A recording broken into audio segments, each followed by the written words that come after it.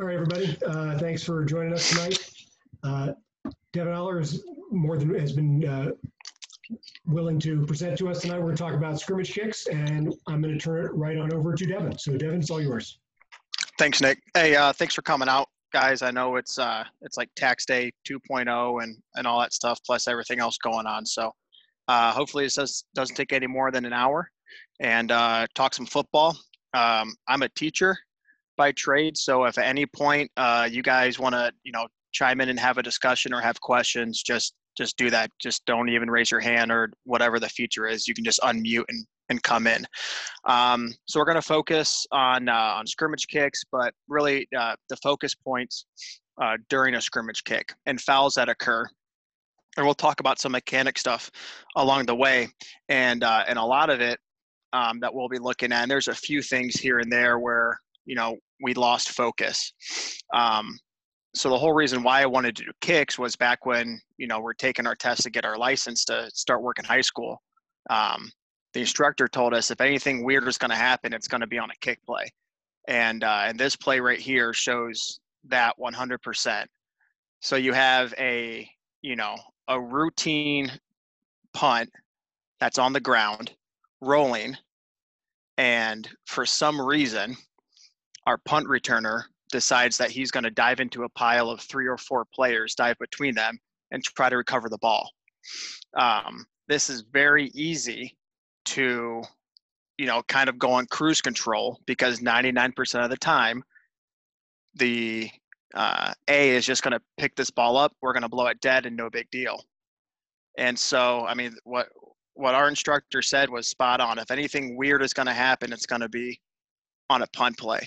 A couple things I look for too when we're scouting during the week, and what I pay attention to is first of all, what foot is the punter? Is he left-footed or right-footed? And that's really because of that ball is going to come off differently if he's left-footed compared to if he's right-footed. And there'll be an example in a couple plays with a left-footed punter that we'll see that. The next thing is he a traditional punter, a 2 or 3 step punt, or is he a rugby guy? And we're seeing more and more of that. And so especially for the referees, that's going to play into, is he protected or not? It depends on your conference, but most are, if you're outside of the tackle box, you're not protected. The other thing we want to look at is where our gunners lined up at. Does this depend on where the ball's positioned at? The other thing that I like to pay attention to as a back judge is, does my snapper release or not? Because a lot of these snappers are not the big uglies that they usually are. On punt team, these are some of the more faster guys out on the field, and a majority of the time, they're the ones that are getting to the punt returner fastest. And so I really pay attention to that and scout.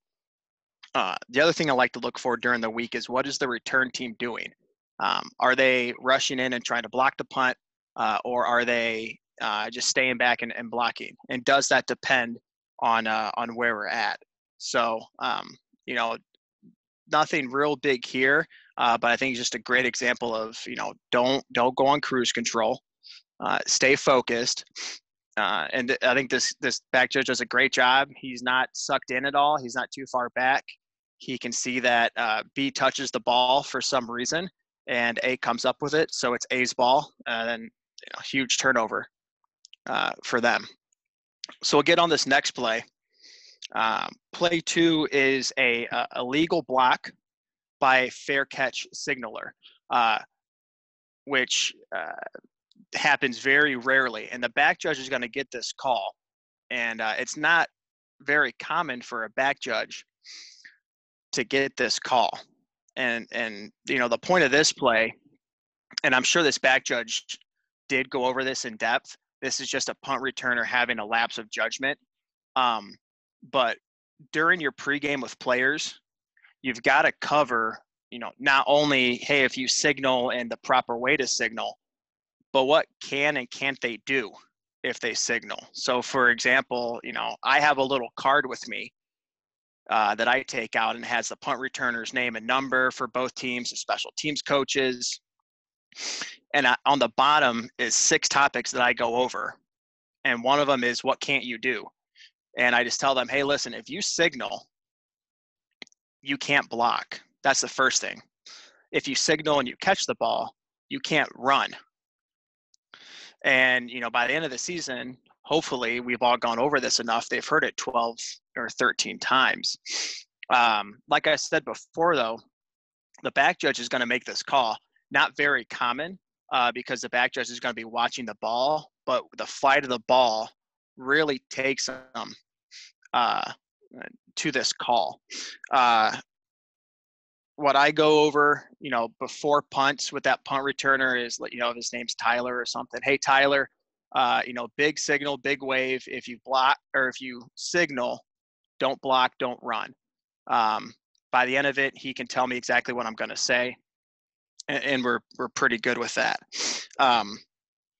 So we're going to have multiple fouls on this play. I believe one of them was a formation call. So we have a formation on A, and then we have a IBS, I believe, is the IBS is the signal or the abbreviation for us. So illegal formation on A. We're gonna have this blocking on B. So our fouls are all set, and we're gonna move on. Play 3 is gonna have 2 fouls for us to look at. And so the first one, and the point for this play is we have a runner out of bounds on the bottom of the screen. So if you look at the snap on the right side, you're going to see the tail end of this foul here. The other one you're going to have is a blindside block as well. And the sideline view is going to have a better look at that. So I'm going to jump over to that sideline view. You're also going to have a hold at the 45. So you got a lot of stuff going on right now. So we have a foul by the field judge who is at the bottom of the screen. We have for running out of bounds. We have a foul at the top of the screen by the side judge for holding. And then we have a blindside block. So I'm going to run this back to the start.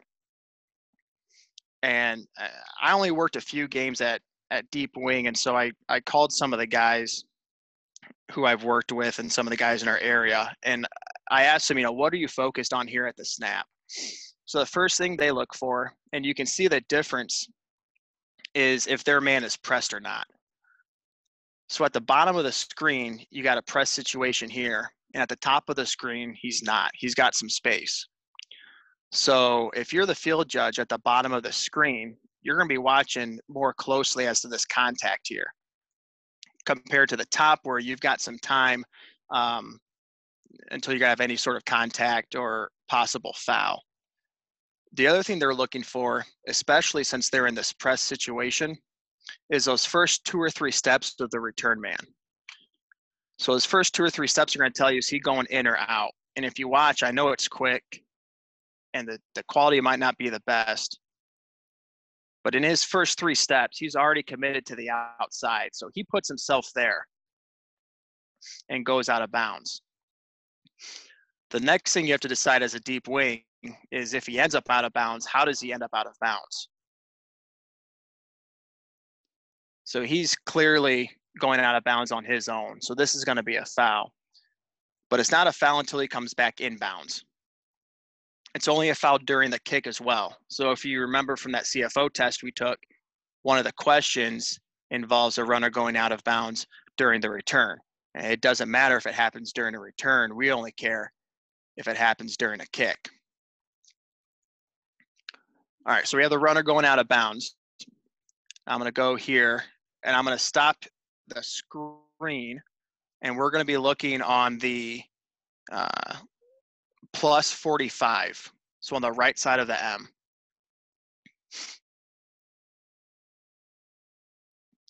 And what you're going to have here is a hold, a grab and restrict by 16, and the side judge does a great job of following his gunner the whole way through. This guy starts out not threatened at all. And then once he gets that sort of contact there at near the top of the M, or middle of the M, does a good job of staying with his guy. He's still not free of foul. We have a hold, grab and restrict.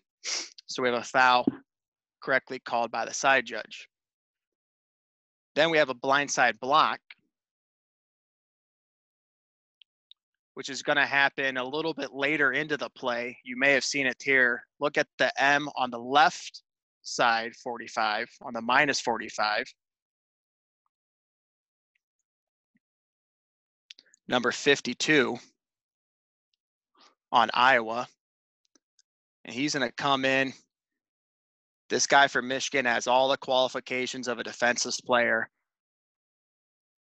He has no idea where this block is coming from, nowhere near his line of vision, and he takes him off the ground. So then you have a call for blindside block. One thing I learned from working each year in football is the importance of communication. And when you've got these multiple foul situations, it's very easy to leave something out because you want to get your information in, or everyone's kind of hopped up a little bit. Just take your time communicating this to the referee. And all the referees I worked for have always told us to, let me repeat this back to you. And if you can let them do that and he can get it right, the whole crew looks a lot better for this. So let's go to play 4. Now play 4 is, if I can go back here. Play 4 is my game, so please chime in and talk and pick this apart. You won't hurt my feelings, okay? The focus for this play is going to be really the lack of focus that I had. And it's forgetting the basic principles of punts. So if you look, we got a ball that's on the ground. We're going to have illegal touching. At the 15 is where the touching happens. And for some reason, I come off the goal line. Rule number 1 that I forgot for some reason is to not leave that goal line until there's no chance of it being threatened. The second thing I lost focus on is to finish a play. So if you look at the top of the screen, the field judge does a great job of giving his clock kill signal. We've got it out of bounds at the 1. He comes up, good. I, on the other hand, don't block, and I'm pointing to try to tell my field judge, hey, I've got illegal touching. At that point, a referee comes in because he knows something's going on. We get the play right. We have illegal touching at the 15. No big deal. But what should have happened, what I should have done, is I already had my bag down. I kill the clock, and then I give the illegal touching signal. That makes it look a lot better. And the field judge and I talked about this 2 weeks later. We worked together 2 weeks later about, if we both go up with the illegal touching signal, we have the proper mechanics there. Because even though the ball is actually downed by A, it's still an illegal touch. They'll just take it from the 15. So you can see here on this angle too, I know the ball is going to be short. I read that off, and I come up to get a better view on my punt returner, and I left the goal line wide open. I got very lucky on this play that the ball doesn't cross the goal line. The last thing for this focus on a punt play is understanding why we use a beanbag. And that's probably one of the pet peeves that I have. And that was kind of put into my brain from when I started, is to only drop a bag under the 2 situations where you have an illegal touch by A, or you have a recovery of a kick by B. Don't bag a muff. And this comes down to a personal thing, but I will not bag a fair catch. And that's more of a mechanics thing, because as a back judge, I won't have the spot on a fair catch. The deep wings have the spot. I'm there to stay back and to dead ball officiate, really, and then come up to the spot. So when I was watching this film, it was a huge, and there were multiple punts like this where I was too anxious and I really did lose focus. And like I said before, I just got very lucky that this player recovers the ball at the 1 and then gets out of bounds. And our field judge was in a great position.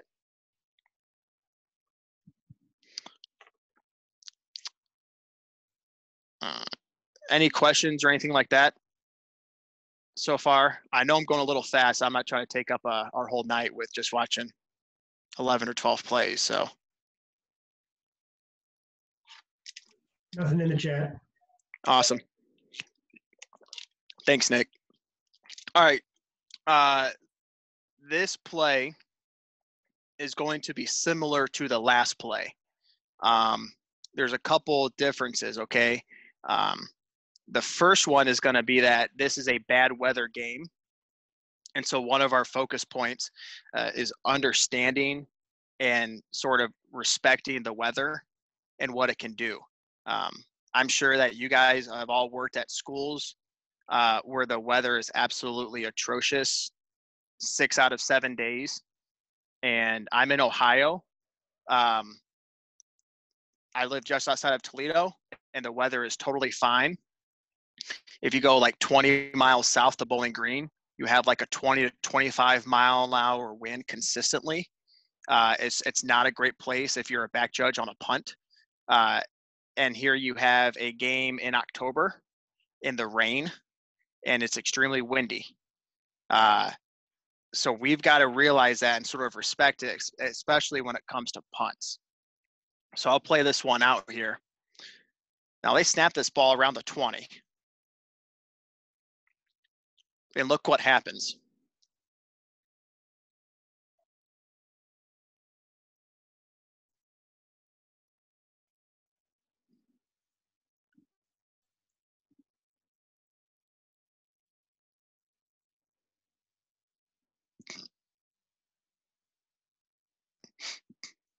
So ball hits, it's going to roll 40 yards from the point that it hits the ground to getting over the goal line. And we don't have a down the line shot, but from that position, it looks like the ball is over the goal line.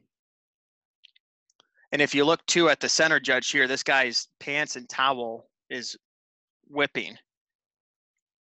So we'll go to this next shot here. So we're going to snap at the 20. Whenever we've got to get a read on the ball right away. Now I'm going to go back here to this. We're going to go back here to this gunner point. So we got a press situation at the bottom. All right. Couple steps, and he's just going to try to work around this guy. No big deal. He has no threat for KCI. But when you see that ball, and I'm going to go and look at the back judge, and I think it's the side judge here. When you see that ball hit the ground, your focus has got to be getting to that goal line.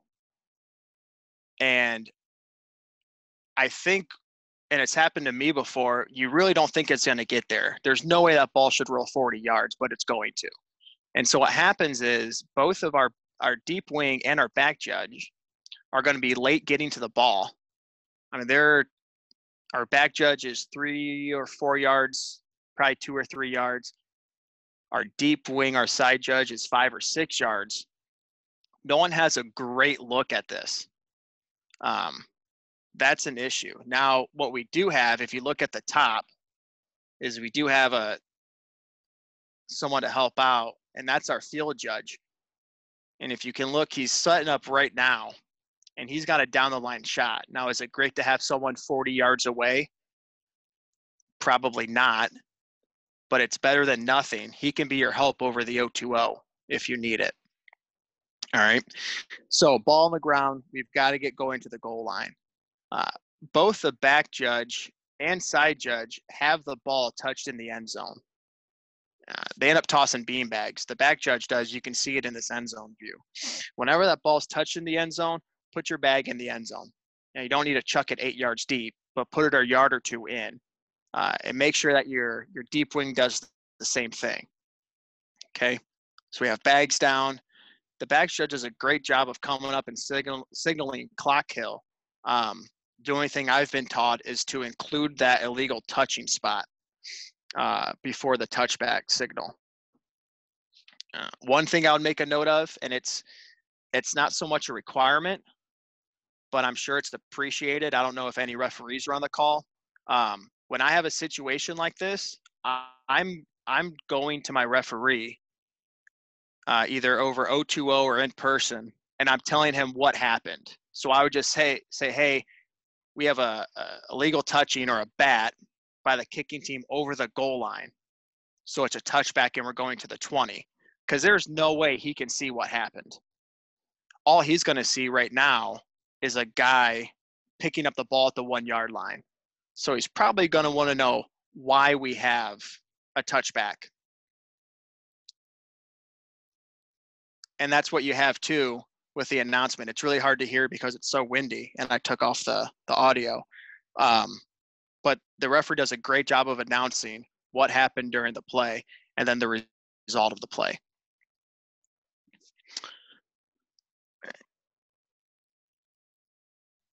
So we're going to get to KCI for 3 plays. Kick catch interference. I'm going to talk a little bit about, kind of my pregame with my deep wings.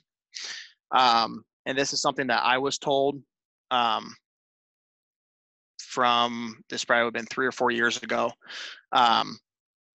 What I tell my deep wings during the pregame is that, I'm primary on the contact. So I have kick catch interference 100%. Let that call be on me. They're responsible for how that person got there. So, and you might have different philosophies. Your coordinators could have different philosophies. But what I tell my guys is I have KCI 100% unless, and I put the caveat in there, unless, okay, it's on your gunner, the contact is in your third of the field, and it is so obvious that if you don't call it, there'll be a comment for it. And what that kind of does is, and when you think about it, as a back judge, you're watching that punt returner, and in your mind, we kind of have this 1 yard halo going around the whole time. The deep wings are watching a gunner, and they're not seeing that 1 yard halo until the very end, right when there's contact. And so that's why I tell them, hey, let me take KCI unless it's your gunner, it's in your third, and it's so obvious that you could have 8 flags on it and it's going to be fine. Okay. There's no doubt that this is a kick catch interference foul. Okay.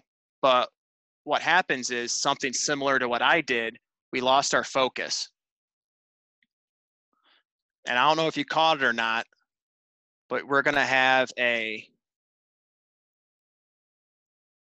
kick catch interference is going to happen around the 15. You can see our deep wings calling it right now. The ball's rolling and he starts walking up. So as the ball's moving towards the goal line, we're going the opposite direction. That ball could still go in the end zone. We don't know what can happen. And our back judge is still going up. Do we get the call right? Absolutely. There's no doubt. Okay. But don't lose focus and continue to officiate the play. The field judge is the one who would make the call for being blocked into. If he was, I was talking to a couple guys about 3 weeks ago about this play, trying to decide if this is considered blocking into. And we'll see on the replay here. He's not truly blocked into. Hopefully the quality is good for you guys. I'm trying to go slow here. So he's not truly being blocked into this punt returner. He right away, number 7 points to the guy in red saying he pushed me into him. He pushed me into him. But that's not a true blocking into. He just kind of wrote him in there. and there's no foul for that. There's no write-off for that. You're responsible for where you go unless you are actually blocked and pushed into somebody. So that's number 7's fault the whole way. Now, like I said before, correct call for kick catch interference, but stay on the goal line, focus on the full play, and finish the play. And you see right here, so this ball gets down and we've got 2 guys running up. One cause for concern could be, and I'll let this play out here, near the end of the play, you'll see some players from Utah, the red team, is going to kind of start walking towards and showboating right towards number 7. So we've got 1, 2, 3, 4 players all walking towards the one who committed the foul. And they kind of follow him a little bit. So I'm sure one of the concerns is on that dead ball action, but we have the umpire walking up. He's going to do a great job of dead ball officiating. And I think Jeremy said it 2 weeks ago. You can see a lot in the dead ball action when you're far back. You don't have to rush up after a play.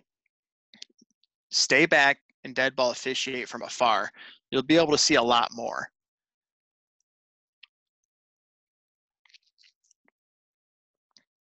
Now this kick catch interference, the guy makes the catch. The punt returner makes the catch. It's very easy to say, well, the punt returner made the catch. Wasn't really interference then. So I'm just going to save the flag. Plus, if you take a look at the time, you can go, all right, no interference. We're going into halftime. No harm, no foul. That's a very old school philosophy that got me into trouble a few years ago. And we've got to get rid of that. Kick catch interference is kick catch interference, whether he catches the ball or not. Deep wings, if you take a look, which is the part I like about it, if you watch this in slow-mo, the gunner isn't even looking where the punt returner is. He's just trying to find the ball. That's a red flag. When your gunner is in open space with his head up, be ready, especially if he's trying to track that ball down, because interference is almost guaranteed. Now, this is obvious catch interference. The deep wings got the call. The back judge has the call. That's fine. So the focus point for this is it doesn't matter whether that ball is caught. KCI is KCI.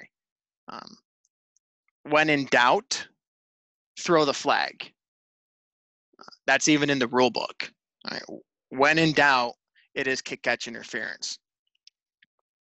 The other point I'd like to make about this too, like I said, we have a foul with 0 seconds left. We can say that it's, X person's responsibility for the game clock. And I think that's kind of a cop-out. Everyone should be that clock guy with 2 minutes left and 1 minute left in the game, especially for the extension of periods. Because the coaches are going to want to know.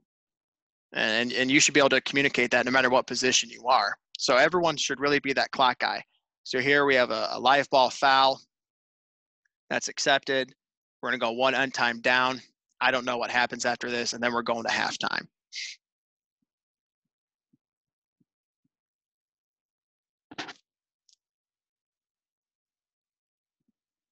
Nick, any questions or anything like that? Nope, still good. All right, cool. I know I'm moving a little fast, but we'll just keep rolling. Discussion point here is going to be if this is or is not kick catch interference. So the focus point here, and I've said it before, but deep wings, you should be able to tell the back judge what happened to your gunner from snap to the end of the play. And you need to know how that gunner gets into the punt returner. We're going to look at the bottom of the screen. We've got press coverage, and I'll just play the first couple seconds here. Stutter step, and he works to the outside. There's no contact, so we're fine. This was ruled, or it was called on the field as KCI.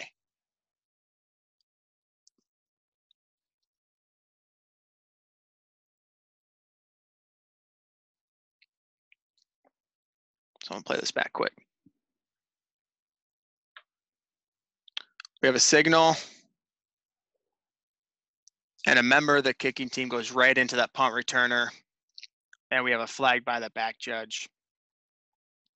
There'll be a replay here to show us, but you can see right now the back judge is talking to the field judge saying, hey, I have kick catch interference. And I hope the conversation, the back judge asked the question, how did that guy get in there?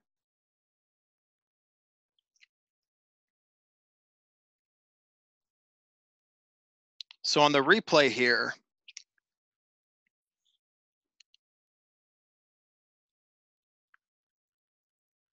you can see that number 5 for Ohio State. If I can do this right, or I'm sorry, number 13. Right here, and hopefully the quality is good. Right here, you have Red, who has control of where White is going. He has an arm in the front, and that hand you can't see is square in his back. He's going to put him into this punt returner.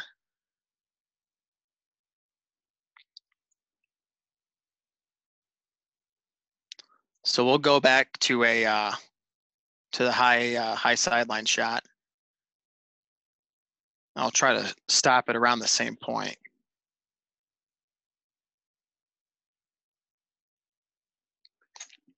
So we've got our signal, and he puts him right into that punt returner. And actually, the 13 doesn't help his guy out because he runs into his punt returner too. Now, if you guys want, we can talk if this is blocking or not blocking, or blocking into. This was graded as a no call.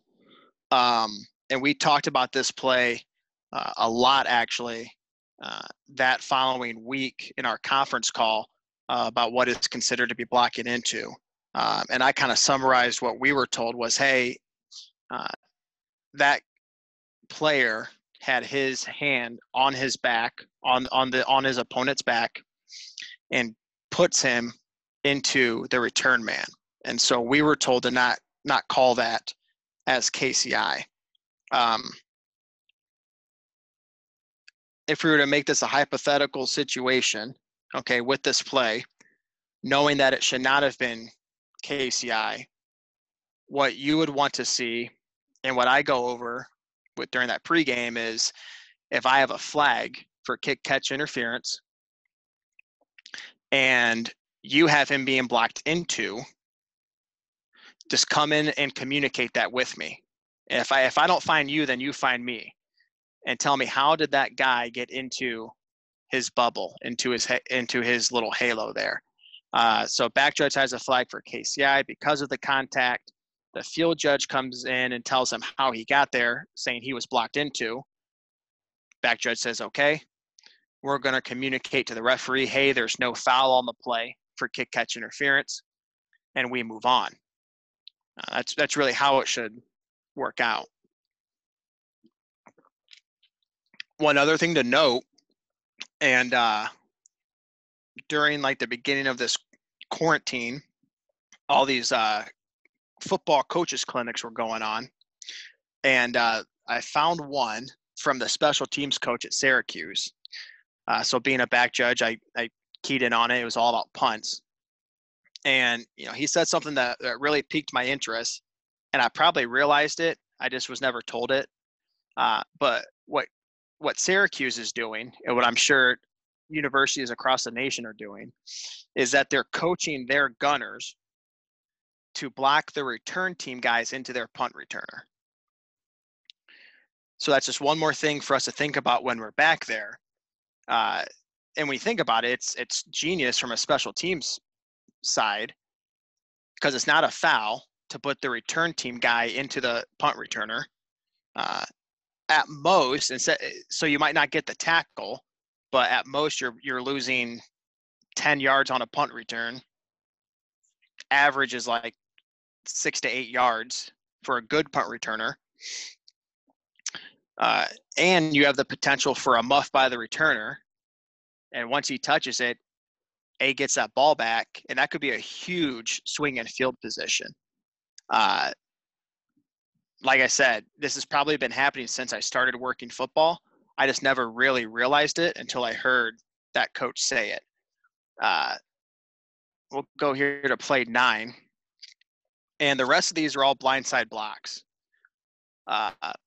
Play 9 is not going to be an obvious blindside block situation, because usually when you hear blindside block on a punt, you're looking for something like right around now, right in front of the ball by a guy going against the stream. And that's not the case. I'm going to go here to the sideline shot, and I want you guys to look around the logo at midfield.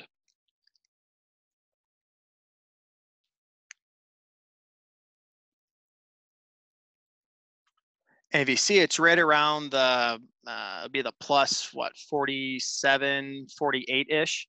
And our umpire is going to pick this up. It does a great job of picking this up. I'll run it back here. I'll go to the end zone view too.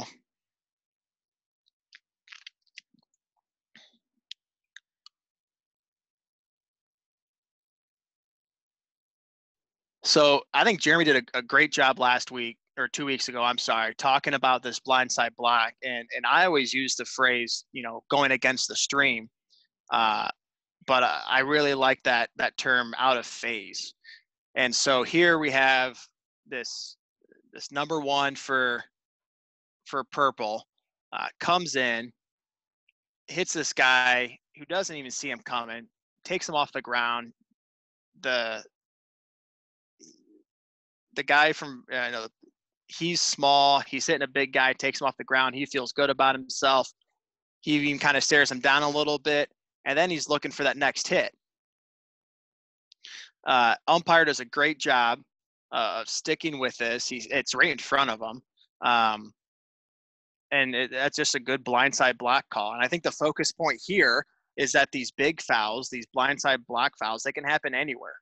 And so, do not, and I'm going to say this a couple times, but, do not take a play off. Do not ease off just because that ball's away from you, especially for these blindside blocks. That's cheap. It's unnecessary. He felt good about himself until he saw the flag down, and then I'm sure coach gave him an earful when he got back to the sideline. This next play, we're going to have a blindside block, and it's going to be near the end of the play. And so once again, the focus point here, and everything we'd really talk about before was before a return can even happen. Now we're to the point where there's a return, and we've got to shift gears a little bit, like Jeremy was talking about.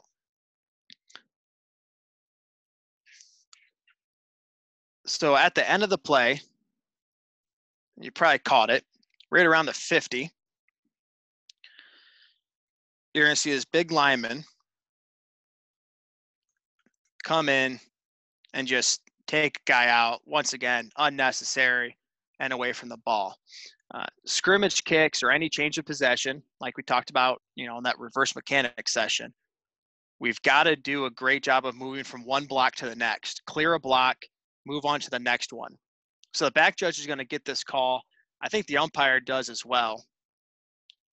And I think everyone on his sideline is pretty upset at what he did, because I think everyone, even in the top row of the stands, saw this foul. Back judge does a great job of moving from one phase to the next, one block to the next.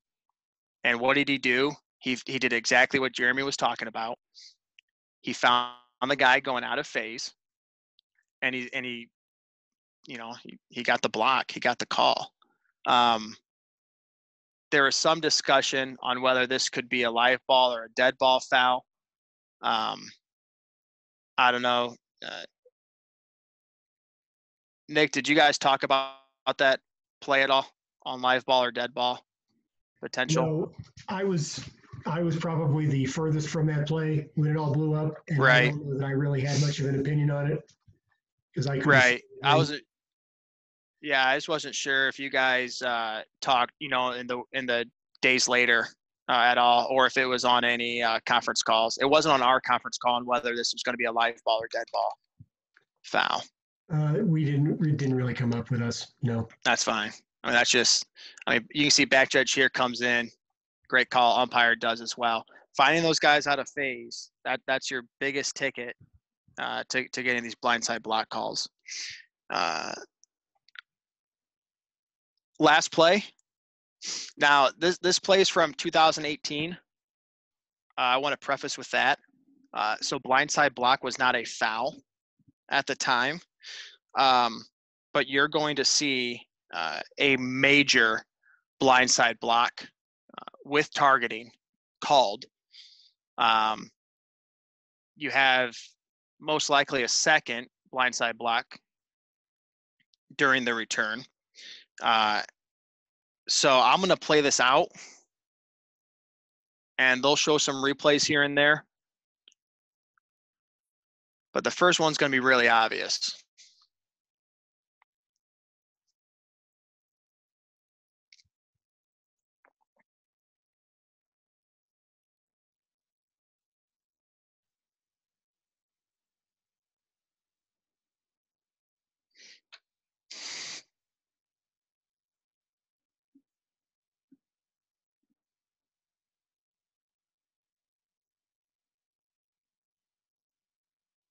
Let's see here, I forget what the time was for the replay.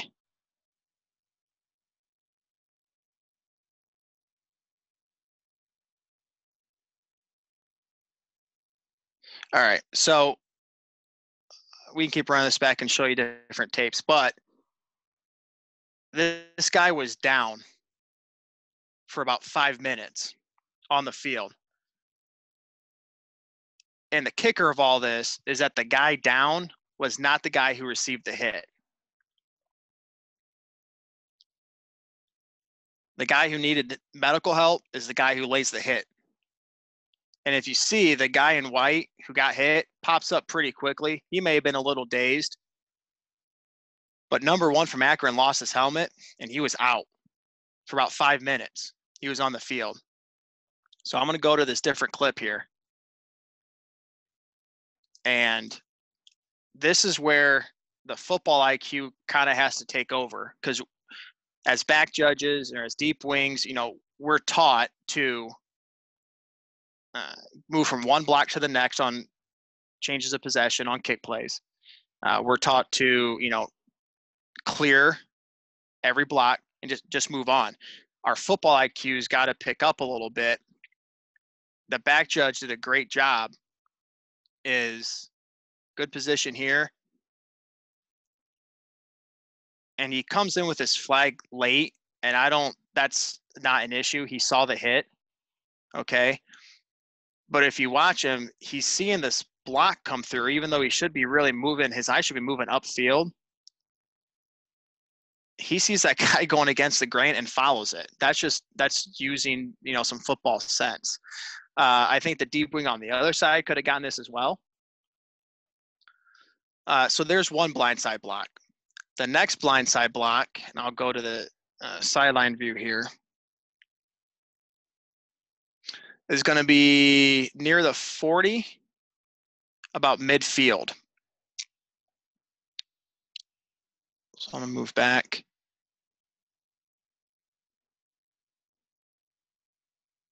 And you got that little, looks like a hip check from there. And I'll move up.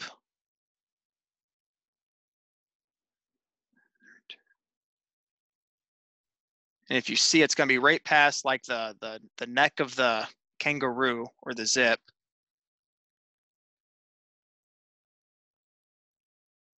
You're going to see that hit in the side. That's a blindside block that you want to call. Okay. It doesn't look like much. You know, it may look like a hip check, but go through that checklist.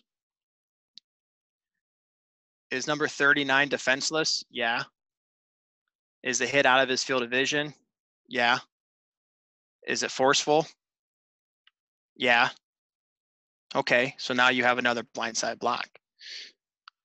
The first one was very easy, but I think, you know, it's the same thing when we looked at when targeting became a thing. And how many of the guys that had targeting fouls were the ones that were getting injured. It's the same thing here. So, guys, that's all I got. So I know I moved a little fast. Hopefully you guys got something out of this. We won't show that play. That's one for another day. Yeah, hopefully you guys got something out of this. If anything, just a chance to talk football and forget about everything else going on. If you have questions, you can shoot me an email. I think my email is still with you, Nick, right? So if they need it, they can get it. Yep. Awesome. You didn't want to show this play that we've seen like 6 times now with 14 fouls? No, yeah. I mean, it's a great play to talk about, but that's also what, like, well, actually, no, we've talked about it enough. The 20-minute conversation could be cut down to like 2.5. Well, Devin, I appreciate you stepping up and doing the presentation. So thanks for that. For everybody else, thanks for hopping on tonight. Next week, we're going to try on Wednesday to do some teachable moment clips. If you got clips you want to share, follow the links in the email to post that you have a play you want. I can try to gather them, or we can just do the sharing like Devin did tonight. No quiz or test call for review for next week. So next Wednesday night is our next one. And if you're at all interested in presenting, please don't hesitate to get on the list and sign up. Otherwise, enjoy the rest of your week. And I will see you guys all here hopefully next week. Thanks.